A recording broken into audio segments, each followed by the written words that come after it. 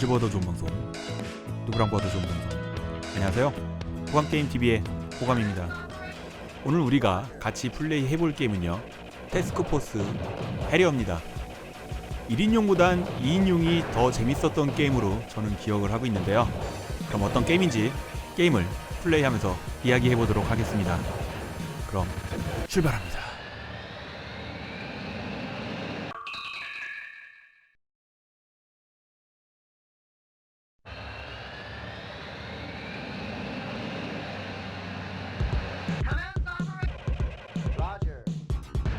이 게임은요, NMK가 개발했고 UPL이 발매를 한 공중과 지상 공격이 가능한 세로 스크롤 슈팅 게임입니다.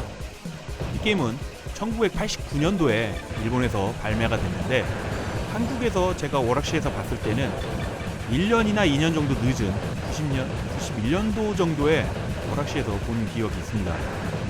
생각보다 저는 늦게 이 게임을 만났네요.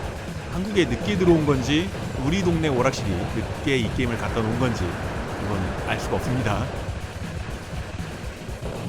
이 게임은 투버튼 게임이고요, 폭탄은 없습니다.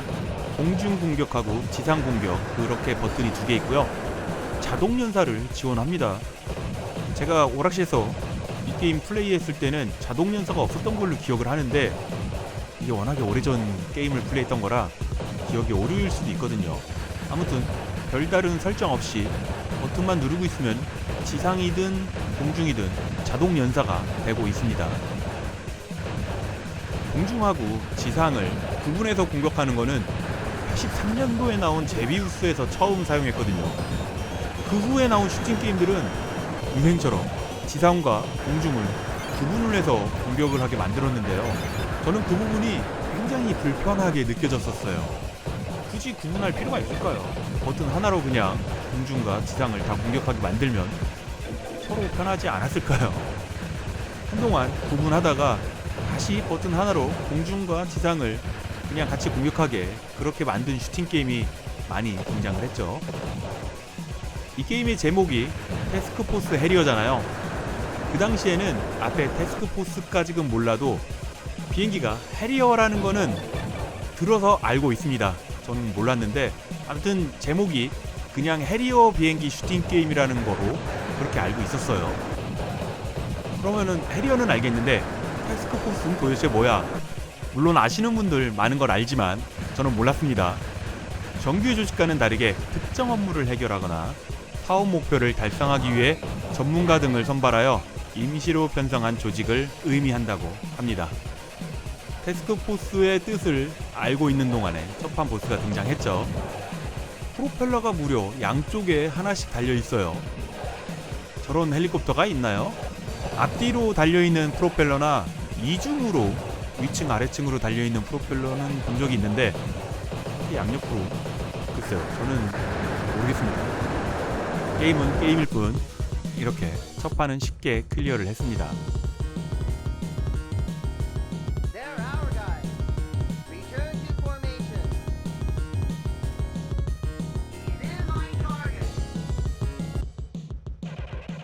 첫 판은 공중에서 싸웠는데요, 두 번째 판은 지상으로 내려왔습니다. 앞으로 계속 이런 진행이거든요. 홀수는 공중, 짝수는 지상입니다. 대신 공중에서는 헬기가 양옆에서 우리를 보조를 했었는데, 지상에서는 헬기가 없어졌죠. 그리고 앞으로 나가는 우리의 메인탄이 사거리가 짧아지면서 지상도 공격을 가능하게 됐고요. 그리고 지상을 공격하는 아래로 쏘는 탄이 더욱더 디테일하게 모습을 보여주고 있습니다. 지금 우리가 아이템이 나오는 걸 먹고 있지만요, 정말 이 게임을 많이 하지 않는 이상은 저게 무슨 아이템인지 한눈에 알아보기가 정말 어렵거든요. 그래서 내가 좋아하는 탄을 선택해서 먹다가 무의식 중에 아이템을 먹는 순간 갑자기 마음에 안 드는 탄을 먹으면 게임이 꼬이게 되죠. 두 번째 스테이지 보스입니다. 거대한 탱크죠. 탱크의 이름은 145 탱크라고 하는데, 145 탱크라는 이름을 검색해도 알 수가 없습니다. 네, 알 수 없는 탱크 클리어했네요. 공중 구뷰를 할 줄 알았는데 우리 비행기가 해리어라는 거를 알려주기 위해서 수직 착륙을 했고요. 뭔가 보급을 받고 있죠. 다시 수직 상승을 하고 출발합니다. 지금이 세 번째 스테이지이기는 한데요. 다른 한편에서는 공중과 지상을 한 짝으로 묶어서 그것을 첫 번째 스테이지라고 하고, 그러면은 이번이 두 번째 스테이지의 공중, 내려가면은 두 번째 스테이지의 지상, 2-1, 2-2. 네, 그렇게 스테이지를 위아래를 하나로 묶어버리면 이 게임의 스테이지는 6개로 구분이 되고요. 6 곱하기 2, 많게 보면 12개라고도 볼 수 있습니다. 여러분들은 지금 암산이 굉장히 빠른 호강게임TV와 함께하고 계십니다.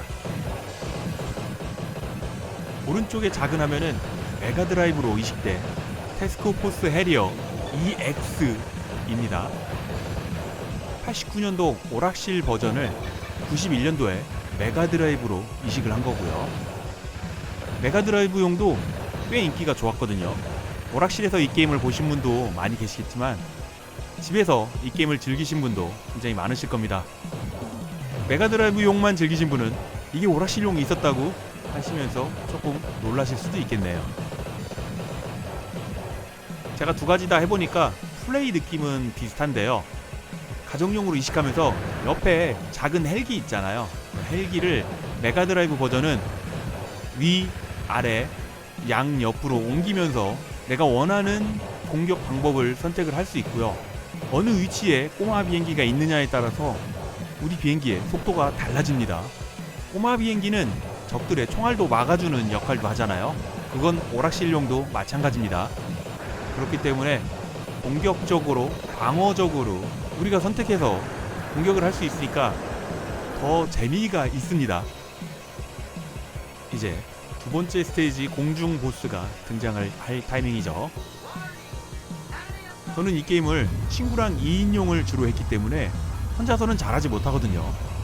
이 게임 리뷰를 부탁하신 분들이 그렇게 많이 계셨는데 제가 못하니까 어떻게 할 수가 없습니다. 이 게임 난이도 그래서 내려서 하는 중이고요. 이지 난이도입니다. 난이도 내려서 죄송합니다. 어쩔 수가 없습니다. 자꾸 죽어가지고 저도 안 죽고자 그런 선택을 했습니다. 메가드라이브 버전은 노멀 버전이고요. 그리고 메가드라이브 버전 보시면은 한 판 클리어하고 나면은 저렇게 브리핑이 있어요. 다음 목표 뭐다, 뭐 그런 식으로 알려주고 있는 거죠. 그리고 화면에 아가씨 굉장히 귀엽습니다.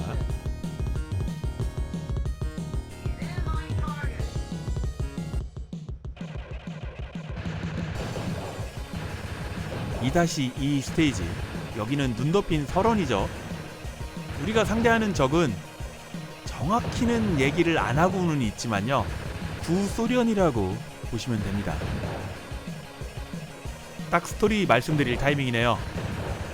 시기는 20세기 말쯤이고요. 그때쯤에 동서양이 약간 좀 느슨해지는 그런 타이밍이었습니다. 동서양이 아니고 사실 미국과 소련이라고 보는 게 맞겠죠.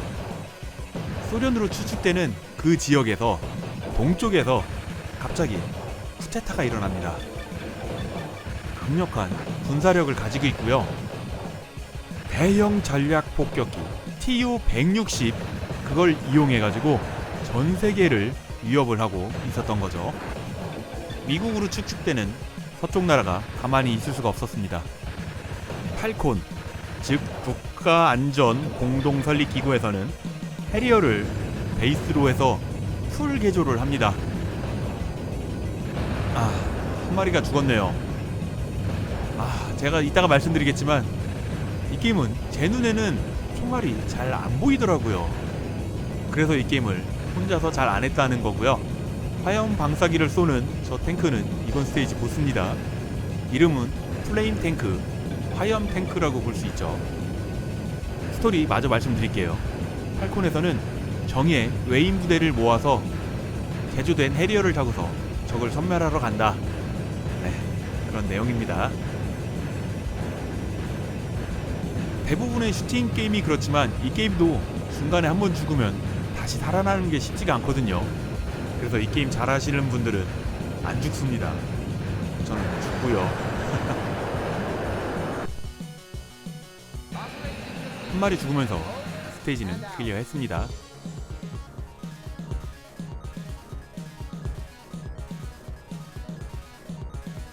항공모함이 아니고 활주로도 없는 큰 배에 내렸습니다.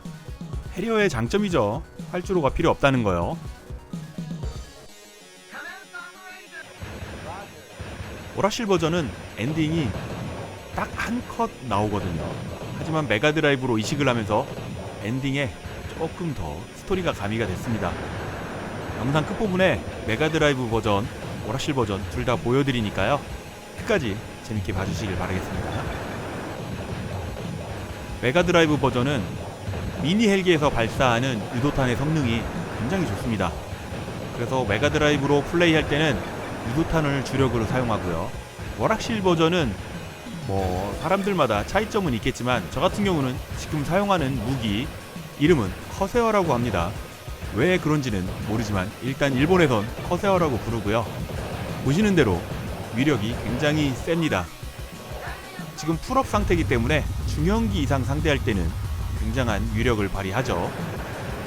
아무래도 오락실 버전은 모니터의 길이가 세로로 길고요. 가정용 게임은 가로로 넓잖아요. 오락실 버전은 정면에서 나오는 적만 크게 신경을 쓰면 되는데 가정용 버전은 좌우가 넓기 때문에 직진 방향의 무기는 아무래도 좀 불리할 수밖에 없죠. 그런 차이로 플레이 방법이 달라질 수밖에 없는 거고요. 지금 이 게임 처음 보시는 분도 계시겠지만 기존에 게임을 플레이하셨던 분들도 아니 도대체 무슨 아이템을 먹어가지고 사이드에서 나가는 무기가 달라지는 거지? 그러시는 분 계실 겁니다. 언뜻 봐서는 한 번에 눈에 잘 안 들어와요. 아이템이 그만큼 가독성이 떨어지는 거기도 하고요. 제가 이 게임 그래픽이 좀 어수선하기 때문에 적의 총알도 한 번에 잘 안 들어올 때가 많이 있고요. 거기다가 아이템의 구분도 굉장히 애매하게 해놨습니다. 정말 많이 봐야지만 눈에 익을 정도로 마음에 안 드는 디자인이고요. 아이템의 파워업은 같은 종류의 아이템을 연속으로 먹어야지만 파워업이 됩니다. 그러니까 유도탄 먹고 총알 나가는 거 먹고 다시 유도탄 먹고 하면은 계속 1단계 파워에 머무는데 유도탄을 2번 연속으로 먹어야지 파워업이 된다는 겁니다. 저는 이런 시스템도 별로 그렇게 좋아하지 않거든요. 하지만 트윈 코브라 때부터 라이덴도 그랬고요. 그런 방법을 게임 회사는 계속 선호를 합니다. 라이덴 같은 경우는 한번 죽으면은 내가 빵 터지면서 아이템을 이것저것 많이 내놓잖아요. 생각 없이 급하다고 아무 아이템 순서 없이 먹어버리면은 허무하죠. 그렇다고 차분하게 골라 먹어야지 했다가 적 총알에 맞아 죽을 때도 많았고요. 이야기가 잠깐 샜는데 대공공격 너무 들이대가지고 한 마리가 또 죽었네요. 자꾸 죽으면 아이템이 다운이 되기 때문에 게임이 힘들어집니다. 가장 기본적인 사이드 헬기가 파란색 샷을 넓게 발사하는 무기의 이름은 건십이라고 하고요. 아이템의 디자인은 적색, 백색입니다. 이번 스테이지는 거대한 보스가 한 마리 떡 하고 나오는 게 아니고 많은 수의 항공모함을 상대하는 거였네요.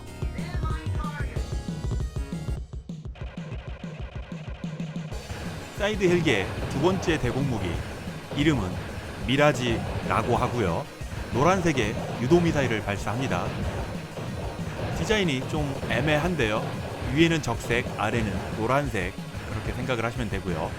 그리고 마지막으로 세 번째 정면으로 강력한 화력을 발휘하는 이름은 커세어. 상단에 파란색, 아래쪽엔 적색이라고 구분을 하면 되는데 사실 확대를 해서 저렇게 잘 보이는 거지 게임상에서는 정말 잘 안 보입니다. 제가 한눈에 보시기 쉽게 정리를 해놨습니다. 어때요? 게임하면서 구분하기 쉽지 않겠죠? 보시는 것보다 작게 보입니다. 공중 공격하는 무기 아이템은 디자인이 한눈에 안 들어와서 이해하기가 쉽지 않았는데요. 지상 공격하는 무기 아이템은 의외로 구분이 쉽습니다. 이름은 봄 1, 2, 3으로 구분을 쉽게 해놨고요. 봄이라고 안하고 폭탄이라고 하겠습니다. 폭탄 1은 우리가 시작할 때부터 기본적으로 가지고 있던 무기였고요. 발사 거리는 짧은데 제일 위력이 좋다고 합니다. 그런데 대부분 선호를 안 하는 걸로 알고 있습니다. 폭탄 2는 디스펜서 폭풍을 일으키는 미사일을 발사하거든요. 파워업이 되기 전에는 사거리가 짧아서 많이 아쉬운데 파워업 후에는 화면 끝까지 무기가 도달하기 때문에 우리 메인샷하고 같이 섞어서 발사할 때도 편하고요. 멀리서 쏘기 때문에 위험 부담도 굉장히 적습니다. 저는 폭탄 2를 선호를 하는데 우리 동네에서도 대부분 폭탄 2를 사용했고요. 이 게임에서도 가장 인상 깊이 남은 무기가 폭탄 2죠. 그리고 지금 밑으로 발사하는 폭탄, 이게 폭탄 3입니다. 폭풍을 일으키는 폭탄을 쏘아 넣는데요. 사거리도 좀 짧은 편이지만 범위도 넓고 위력도 적당합니다. 밸런스형 무기라고도 볼 수 있고요. 업그레이드 하면은 연속으로 3발까지 발사가 가능한데 그래도 저는 폭탄 2를 좋아합니다. 대부분 폭탄 2를 좋아하시지 않았을까요? 우리 동네만 그러진 않았을 것 같습니다. 신기하게 그 당시에 인터넷이 있었던 것도 아니고 그냥 입소문만으로 전국에 비슷한 방법이 싹 퍼지죠. 또 죽었네요. 막 들이밀다가 죽으면은 이해가 되는데 총알이 안 보여가지고 하다가 그냥 뭐해 죽었지? 그렇게 해서 죽으면은 정말 게임하기 싫어지죠. 그래서 이 게임을 그렇게 많이 안 했다는 거고요. 인터넷도 없던 그 시절에 입소문 하나만으로 전국의 모든 오락실이 같은 방법, 같은 꼼수를 공유했다는 게 정말 신기합니다. 우리의 메인 무기, 앞으로 나가는 총알의 업그레이드 아이템은요, S 그리고 업이라고 써있는 것 같습니다. 글씨가 작아서 잘 안 보이는데 확대해서 보니까 S 업 그렇게 보입니다. 많이 먹을수록 앞으로 나가는 무기의 범위가 넓어지고 위력도 강해집니다. 한 마리 죽어가지고 잘 모르겠는데 지금이 풀업으로 보여집니다.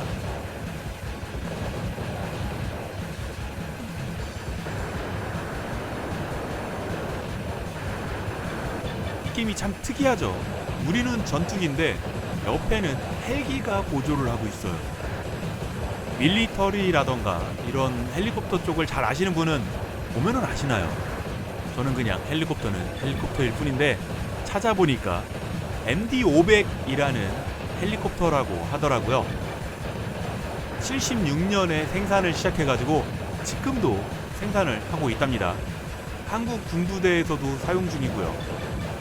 경량 헬기라고 하는데 경량이라 그런지 옆에서 부는 바람에 굉장히 취약하다고 합니다. 우리나라는 산악지형이잖아요. 그래서 산 위로 날아다닐 때 계곡형 바람이 불어와가지고 작전을 수행하는데 애로사항이 굉장히 많다고 합니다. 4-1 스테이지의 보스죠.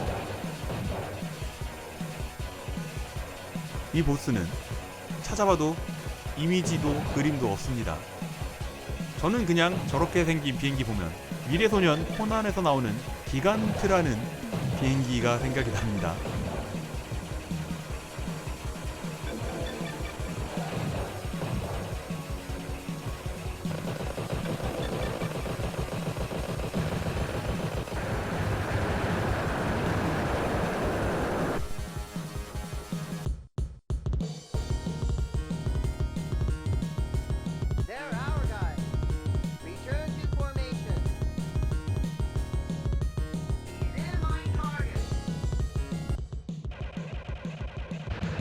우리가 플레이하는 비행기의 기체는 해리어입니다.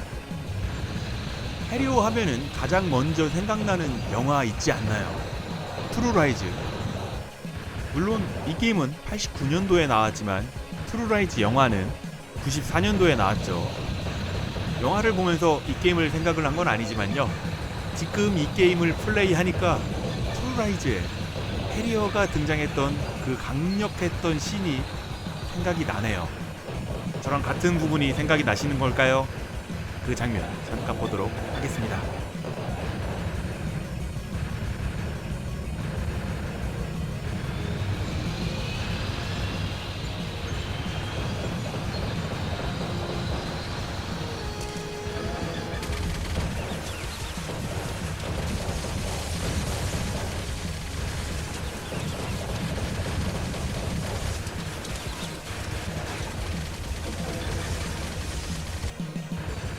정말 해리어니까 제자리에 서 있어가지고 공격을 할 수 있는 거죠.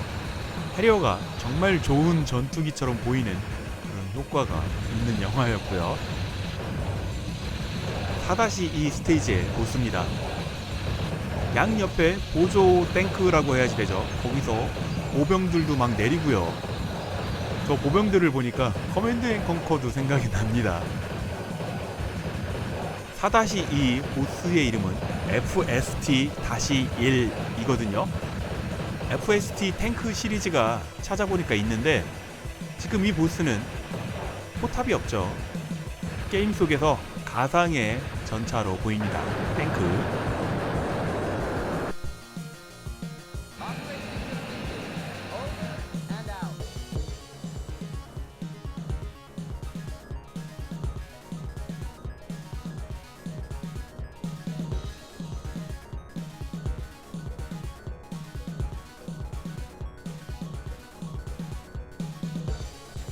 네 번째 챕터 4-1, 4-2는 시가전이었고요.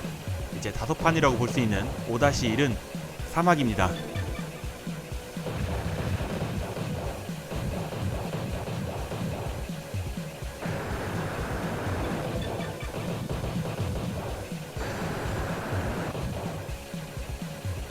스트라이커즈 1945 3편에서도 해리어를 우리가 선택할 수 있는 기체로 등장을 합니다.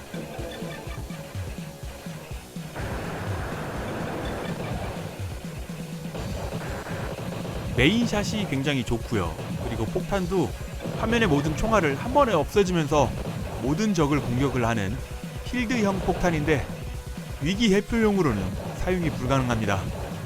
유언bom이라고 아시죠? 위급할 때 폭탄을 딱 쓰면, 폭탄을 쓰면서 나는 죽고 폭탄은 발사되고, 폭탄에 그런 치명적인 단점도 있고요. 그리고 비행기 자체도 굉장히 느립니다. 그래서 많이 선택을 안 했던 비행기로 저는 기억을 하고 있지만요, 1945의 보스들은 포어를 공략하면은 한 번에 죽잖아요. 폭탄은 필드의 모든 총알을 한 번에 없애주면서 우리 비행기는 편하게 움직일 수 있었기 때문에 보스의 포어를 노리는 게이머라면 해리어 선택을 하시긴 하셨을 겁니다.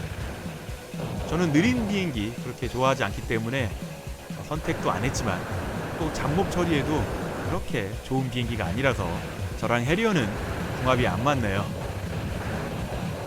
에어리어 88 아시죠? 애니메이션 에어리어 88에도 해리어가 등장을 합니다. 하지만 우리 편이 아니었습니다. 적 비행기로 나와서 기지 방어를 하는데 나름대로 강력함을 보여줬거든요. 그 장면도 보시도록 하겠습니다.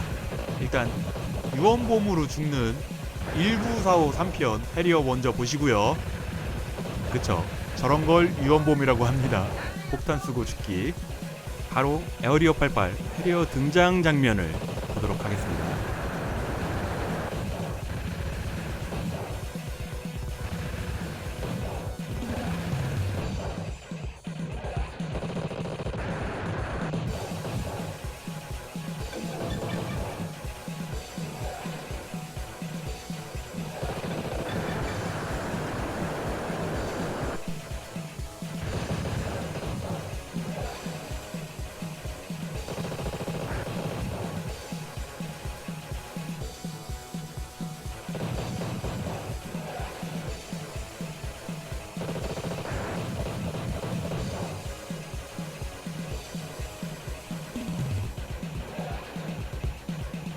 애니메이션에서는 해리어가 기동 중에 위아래로 헬리콥터처럼 움직일 수가 있네요.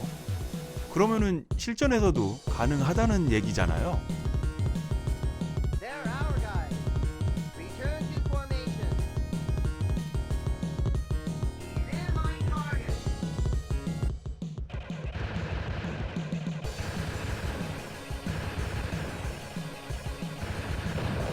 과거에는 애니메이션이나 영화 속에서나 게임 속에서도 해리어는 꽤 괜찮은 비행기로 나오는데 근황이 궁금해서 제가 찾아보니까 몇 년 있다가 이 비행기 현역에서 사라진다고 합니다. 헬리콥터처럼 수직 이착륙을 하는 전투기라 저는 좋은 전투기라고 생각을 했거든요. 그런데 수직 이착륙을 할 때 연료를 굉장히 많이 소비를 한답니다. 연료를 많이 소비하면은 작전 반경이 적다는 거고, 그렇다고 연료를 많이 싣고 다니자니 무기를 그만큼 못 싣게 되고, 현대전은 그래도 속도도 중요한데 게임 속 비행기처럼 속도도 안 따르고요. 스트라이커즈 1999가 보증은 잘했네요.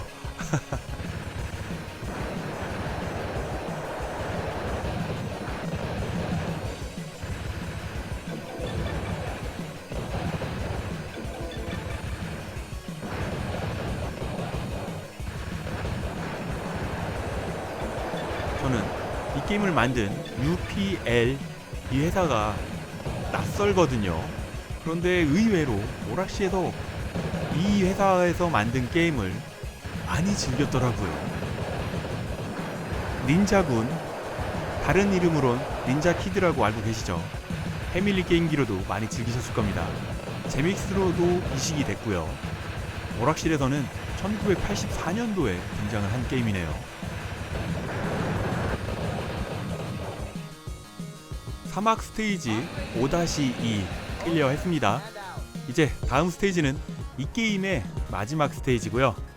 적의 물류 창고가 있는 항구와 적의 메인 기지를 공격하러 갑니다.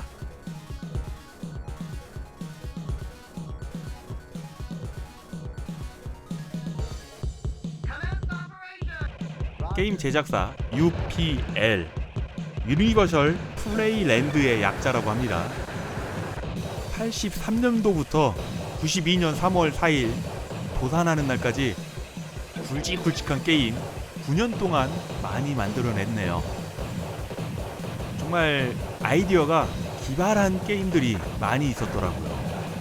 아까 닌자군 보셨죠? 그리고 이 게임 무스탕, 오락실에서 이 게임 많이 플레이 하셨죠? 저도 정말 많이 즐겼던 게임인데요. 1990년에 나왔습니다. 그래픽도 깔끔하고요. 게임이 쉽지는 않았지만 초보라도 어느 정도는 진행이 가능했기 때문에 오락실에서 인기 많았습니다. 2인용도 하긴 했지만 이 게임은 2인용 하면은 정신 헷갈려가지고 2인용을 자주 안 했던 슈팅 게임이었죠. 반다이크 1991년도 게임이고요. 이 게임도 오락실에서 나름 장수 비슷하게 한 게임인데 게임 제목을 모르시는 분들 굉장히 많으실 겁니다. 그래서 이 게임을 지금 보시고 이 게임 하시는 분들 많으실 거라고 생각이 드네요. 제목을 몰라서 이 게임 못 찾으신 분 많이 계실 것 같아요. 반다이크입니다. 난이도가 제법 있는 편이죠. 주인공이 코난이 생각나는 외모이기도 하고요. 이지 모드로 해도 여기까지가 한계인가 봅니다. 엔딩 봐야죠. 계속 이어서 갑니다. 아토믹 로보키드 1988년도에 나온 게임이고요. 이 게임도 90년대에 오락실에서 보신 분 많이 계실 겁니다. 당시에는 그냥 슈팅 게임처럼 즐기긴 했지만 도대체 이 로봇은 뭔지 적들은 뭔지 아무것도 모르면서 그냥 즐겼던 그런 게임 중에 하나였습니다. 분위기하고 주인공이 독특해서 그런지 기억에 남는 게임이긴 한데요. 오락실에서 인기가 있었다 그런 게임은 또 아니었던 걸로 기억을 하고 있습니다. 오락실에서는 별로였지만 메가드라이브로 이식이 되면서 인기 좀 끌었다는 걸로 저는 알고 있습니다. 네, 메인 게임이 약간 서운해할 수 있겠네요. 마지막 공중 스테이지의 공중 보스인데 말이죠. 이 보스의 이름은 메가드라이브에서 TU144라고 이름이 되어 있습니다. 오락실 버전이랑 메가드라이브 버전이랑 똑같이 생겼죠. 보스는 죽었는데 생각보다 일찍 죽었나봐요. 계속 스테이지 진행을 하고 있습니다. 언제까지 갈 건데 빨리 끝내다오.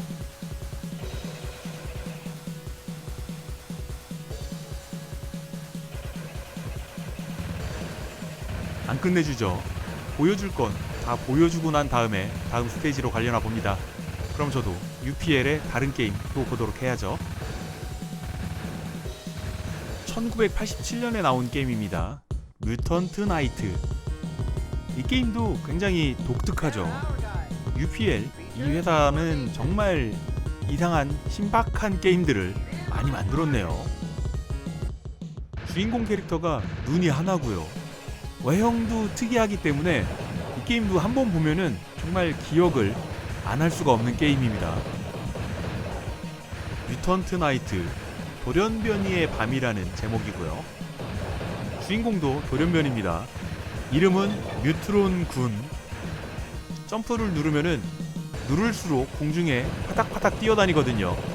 그 점이 기억에 남아 있습니다. 그리고 스테이지가 그렇게 길지 않았고요. 이 게임 잘하려면 암기하면은 어느 정도 패턴 분석이 가능했던 게임으로 기억을 하고 있는데 저는 많이 안 했습니다. 암기하는 게임 그렇게 좋아하지 않았어요. 그래서인지 이 게임 플레이하는 사람들 지금 머릿속에서 떠올려 오면은 조금 나이 있는 형들, 그런 사람들이 플레이했던 장면이 떠오릅니다.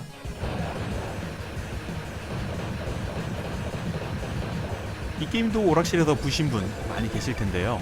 노바 2001. 1983년도에 오락실에 나온 게임인데요. 그 당시 게임답지 않게 그래픽이 굉장히 좋고요. 슈팅 게임이지만 기존 슈팅 게임이랑은 많이 다릅니다. 정말 UPL 이 회사 아이디어가 넘치는 게임들 많이 만들었네요. 그리고 89년도에 나온 오메가 파이터라는 슈팅 게임도 UPL에서 만들었습니다. 오락실 버전의 마지막 보스는 그냥 가만히 있는 비행기 터뜨리면 끝이거든요. 많이 아쉬운 끝판 보스죠. 제작사에서도 오락실 버전의 마무리가 살짝 아쉽다는 걸 알고 있었나 봅니다. 그래서인지 이식 버전에서는 한 판 더 싸웁니다. 메인 화면은 오락실 버전 엔딩이고요. 메가드라이브 버전은 끝판 보스랑 화끈하게 한 번 더 싸운 후에 메가드라이브 버전의 엔딩을 보도록 하겠습니다.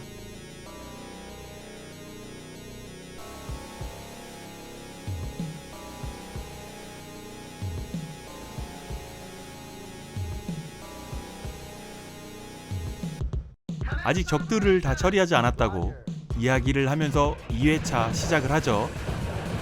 네, 이렇게 오락실 버전은 끝내고요. 메가드라이브 버전 엔딩 보도록 하겠습니다.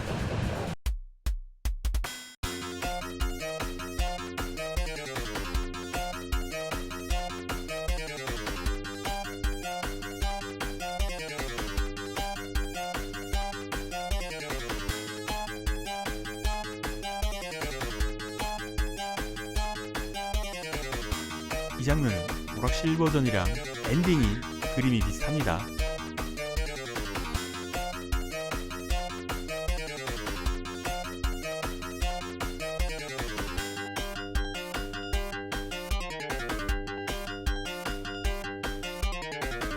우리의 주인공 비행기에서 급하게 내리더니 어딜 뛰어가네요.